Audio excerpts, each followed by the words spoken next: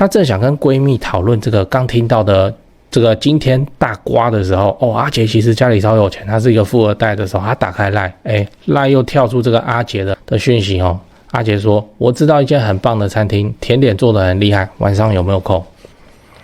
正妹3号想着晚上她本来就是要跟那个闺蜜去买东西的，那现在怎么办？要不要推掉？如果你是正妹3号，你会怎么选？果断的拒绝阿杰继续自己踏踏实实的存房之路，还是说你就答应阿杰去跟他一起吃顿浪漫的晚餐，慢慢练习让自己爱上阿杰，然后日后把日子过好？你怎么选？想买房不想被新闻误导，跟你说怎么加速存到头期款先说结论，方法很简单，你先去看房子，然后把你想要买的哪种房子都画下来很清楚的知道你想要买的房子是什么，你才会愿意去把头期款挤出来。头期款这种东西真的是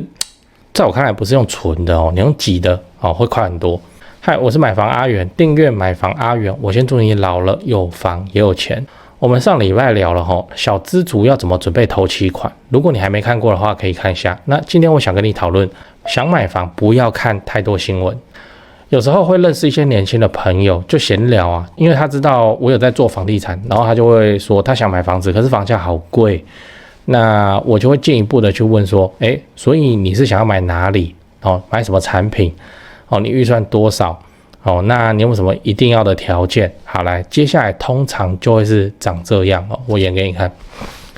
不知道呢我就觉得台北好贵现在新闻上不是说一间都要4-5千万吗？我都不敢去看了。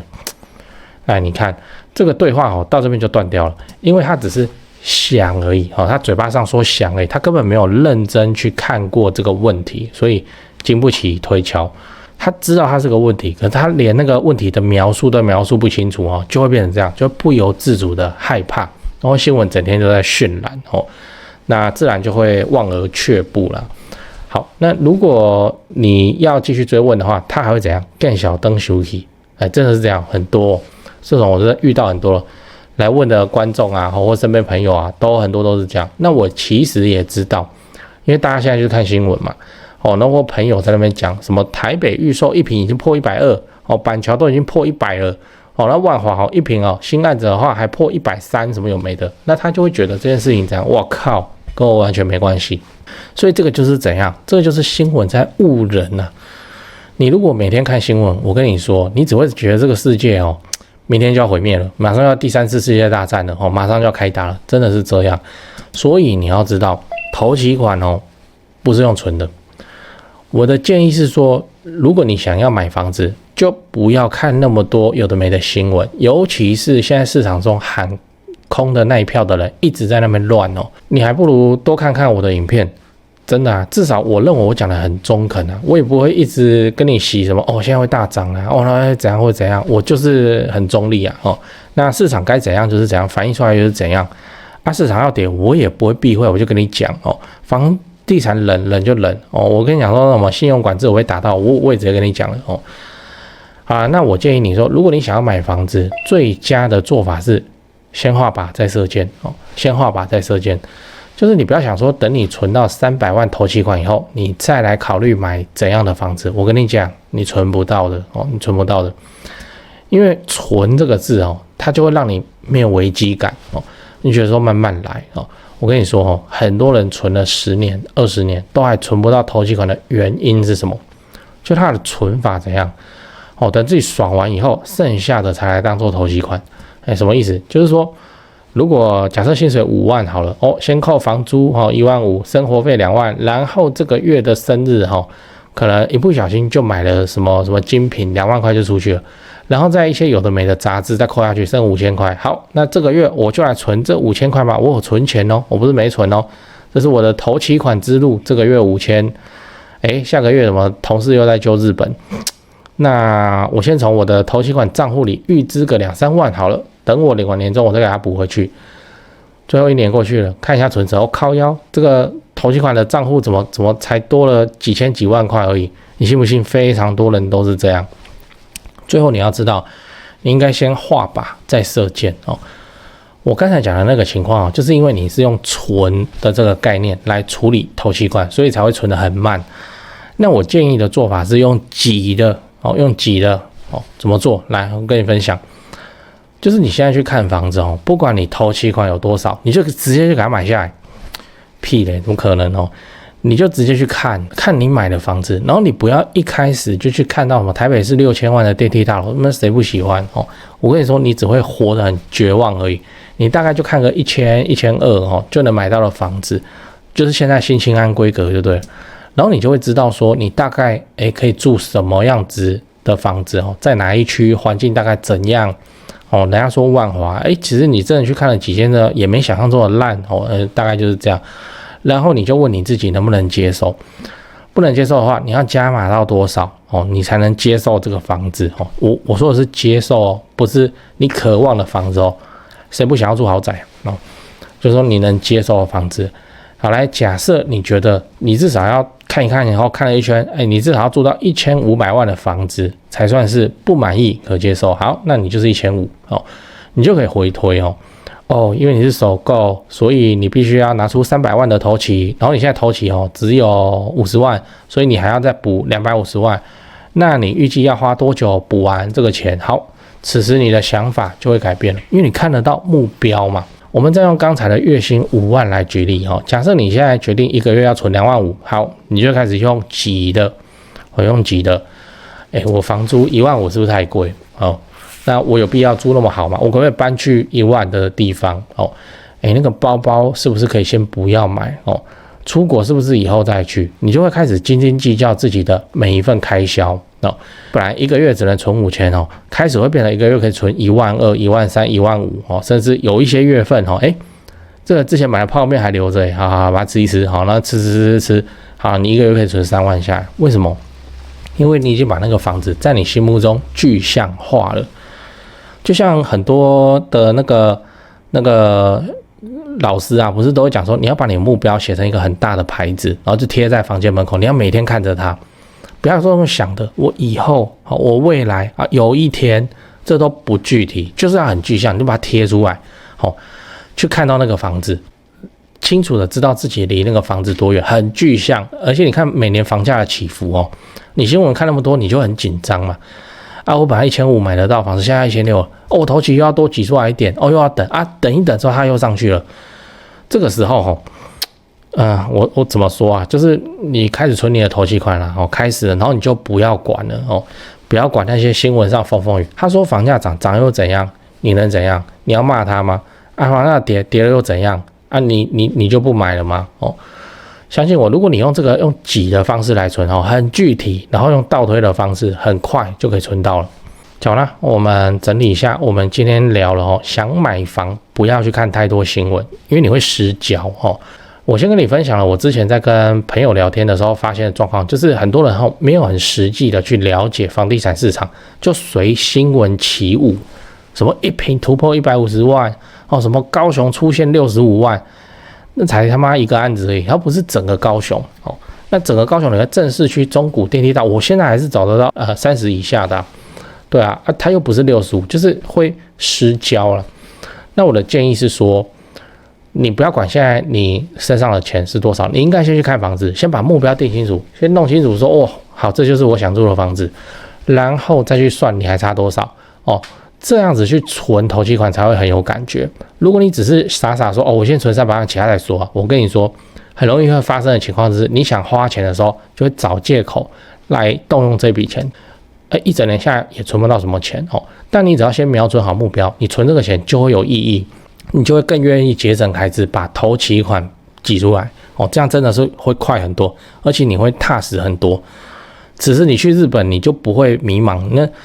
同事揪你去日本，就说可是你知道你要存钱你也想去，可是去日本就要花钱，就不能存钱，好，你就很痛苦。但如果你现在就正在挤你的头期款，你要去日本还要花，我不去了为什么？因为我就知道我是要往那个房子之路前进你心里就不会有那个疙瘩。我在讲一个那个事情就是你可以故意去越级挑战，去看很屌的房子我有一个爱好啦，就是去看豪宅看好玩的，真的，我现在买不起看豪宅哦，为什么？你看完之后，我是这样，而且跟我去的那个前辈啊、朋友啊，我们都是同样的感觉，就看完之后就觉得说，我干，真的赚钱的动力都来了啊，真的是动力整个都来了。住这种房子哦，爽啊哦，那个爽到一个，我现在印象还很深刻，就是2部电梯1层2户哦，然后豪宅门比较大嘛，好，门都不关真的是不关。他不是说我们来带看他不关门，是他说对面住他亲戚哦，所以就不关哦。然后他们的小孩子超北蓝，就是小孩子不是会骑那个小玩具车嘛，他们这样哦，豪宅又很大，他就可以一直就是里面滑冲刺，就他怎么冲？他不是在自己家里冲，他从家里的客厅直接冲过电梯门口，然后冲到他对面的那个亲戚家，就这样好，那就这么用冲的，好舒服哦，真的是好舒服。我看到那个豪宅看到那个面积看到那个 view 这个整个赚钱的动力就来了你没感受过，你真的可以去感受一下，很特别豪宅是不关门的，管理很严格啊，每一个楼层都磁卡。防火的那个楼梯梯间人都不能乱走，这样很特别你想要有动力，你就去看豪宅，至少这招对我有效。你想要很踏踏实实的前进，你就先去定好你具体的目标，然后就用挤的方式去挤那个头期款你自己心思就会安定，不需要看那么多有的没的新闻。我都会先讲不然怕忘记。那个我先跟你分享一个我最近在做的玩具买房阿元高雄地图，这个是我做好玩的啦。你也知道我现在都住高雄嘛，没事我都跑来跑去吃吃喝喝这样，索性我就把这些 YouTube 有推荐好吃的跟好玩的都在地图上标一标真的我平常没事我也是看一下人家拍高雄美食在讲哪些店，我就去吃这样然后顺便把我做的重大建设功课我也给它写上去。如果你放假要来高雄玩，或是来高雄看房子都可以来看这张地图，那就可以看一下附近有什么好吃的或是有哪些重大建设。你如果想要看这张地图的话，你就扫一下这个 QR code， 或是点开资讯栏的连结，就会看到了。你也可以在 LINE 传给别人那记得要用浏览器打开不要导引到它的 Google Map 上。Google Map 这个 App 打开后有问题，就用浏览器看就好了。那顺便再推荐一下高雄自产的房仲店，我自己是都找高雄台湾房屋美术之星店，我的房子都是他们帮我处理的超过10年了。除了一般的买跟卖以外，还有其他有的没的啊，帮忙整理装潢拉租金啊，或是出租找租客啊，代租代管，他们都能帮忙。真的我们合作很久了我跟他说好一个行情价基本上都是可以卖到这个行情价格稍微往上一点点，速度蛮快的，没事他也不会一直来就打扰我们这样。我是真的很信任他们我现在的买卖持续都还是跟他们做所以你有房子，高雄房子你要买或者你要卖你要装潢什么的，那你就加台湾房屋美术之星的 LINE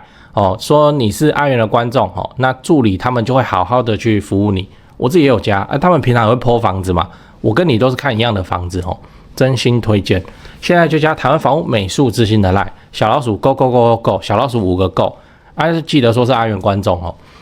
那我也知道台北人虽然很多都跑来高雄买房子，可是台北人其实更钟情于自产台北一堆人问我有没有推荐的台北房仲，这是只能抬出我的前辈了来这个 LINE 小老鼠 buy 台北小老鼠 BUYTAIPEI 小老鼠买台北。台北市、新北市他们都有服务新北很远远到淡水他们都有服务的，买或卖都 OK。这位前辈也是很厉害只要是台北相关，我有不懂的重大建设或工程进度，我也是都问他。他在地产圈也是很有名主要服务高资产族群。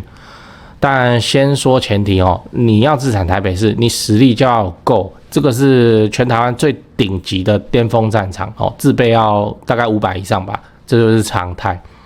好啦，台北跟高雄我最推荐的房仲我都跟你讲了那现在就加他们的 LINE平常没事的时候就看一看他们 po 的自产物件。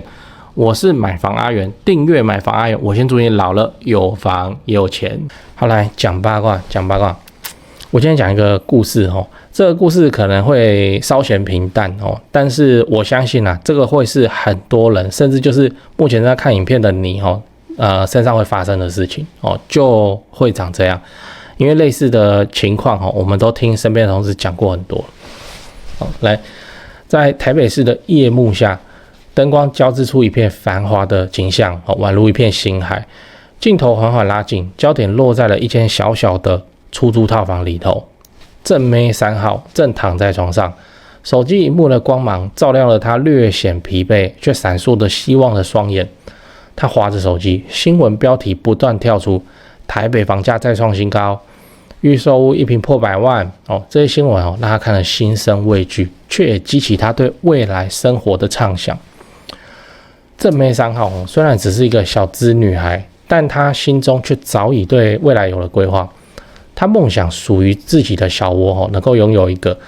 那里面就充满了她的惬意的生活。而每次当她想起头期款，她的梦想就突然如玻璃般碎裂，觉得距离实在太过遥远。她决定她不再被这些新闻来左右她的情绪，于是她开始了她的看房计划。他把预算设在1200万左右，然后开始在网络搜寻适合的房子。第一次看房他走进了一间是位于淡水的中古电梯大楼，心里虽然有些失望要住到淡水，那这样我跟同事聚完餐以后，别人都已经在LINE里面报平安到家了，他还在捷运上这样回家会超过1个小时，但心里有些失望，却是他需要的现实关卡现实的检验。他买得起，就是在这个地方而已。好，当他走进这间房子的时候，虽然他怎样不够新、不够亮，但阳台外有一些特别的景致能够让他的心灵得到一丝慰藉。他就想象着未来的自己，每天清晨都在这边然后一边看着窗外的景色一边计划今天工作的项目，看自己会不会觉得蛮舒服的。他得到了他想要的答案。我能接受这间房子是我愿意在这里生活的。好，他也知道如果条件更好的话，我也想要搬到更好的房子但目前这个就是我能接受的。决定了他心目中可以接受的房子以后，正妹3号就开始重新审视自己生活的开支。他发现原来他自己的房租其实有点高于是他开始决定选择租约到期以后不再续，他搬到更便宜的地方。他原本爱买的一些玩具或是一些女孩子喜欢的小饰品，现在他也都在网络上看看就好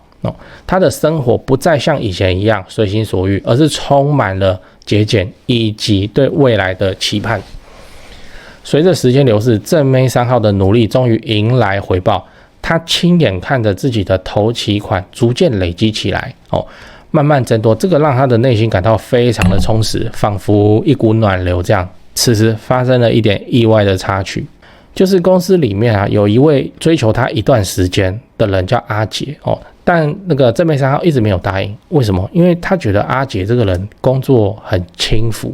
开会常常被骂，那做事情不是很仔细大家对他工作上的评价都不好，可是都说他人不错有一次正妹3号在跟厂商开完会以后闲聊，厂商不经意的说出那一位追求者的八卦。那个阿杰八卦就是其实那个厂商他跟那个阿杰以前就认识，说他家超有钱很有钱，家里好几间台北市的房子，还有透天店面。那是因为在家里蹲太久了被家人轰出来上班，叫他去找老婆，他才来上班的。怎么办？